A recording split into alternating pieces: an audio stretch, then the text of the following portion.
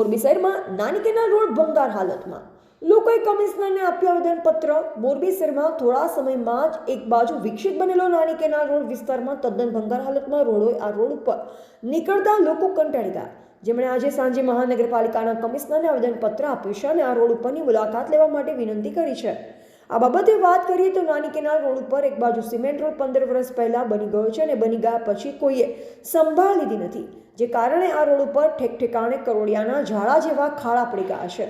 ત્યારે આ નાની કેનાલની બીજી બાજુનો રોડ તદ્દન અનવિકસિત છે, જ્યાં બાવળ અને અન્ય વનસ્પતિના ઝાડવા પણ ઉગી ગયા છે।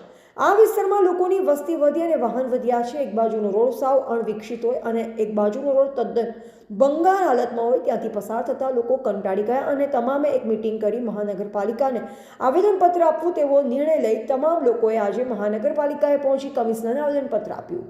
તેમજ નાની કેનાલ રોડ ઉપર બંને રોડનું નવસર્જન કરવા માટે યોગ્ય ગ્રાન્ટ ફાળવી મંજૂર કરવામાં આવે તેવી રજૂઆત કરી। તેમજ આ રોડ ઉપર શું પરિસ્થિતિ છે તે જોવા પણ આ રોડની મુલાકાત લેવા લોકોએ કમિશનરને જણાવ્યું હતું।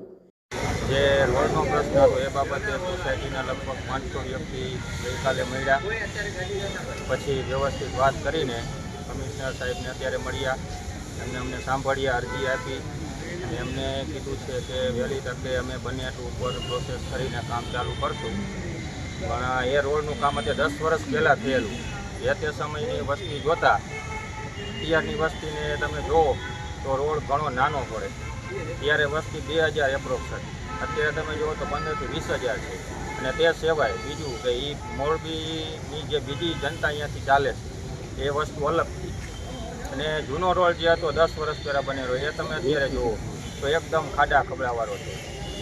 અને લગભગ આથી 5 વર્ષ પહેલાં કેનાલમાં પાઇપલાઇન નાખીને માથે બંધ કરીને બાજુમાં બીજા રોડનું કામ ચાલુ થયું હતું, પણ ભગવાન જાણે શું થયું એને ઉપર કાંકરી નખાઈ ગઈ અને કામ ઊભું રહી ગયેલું હતું।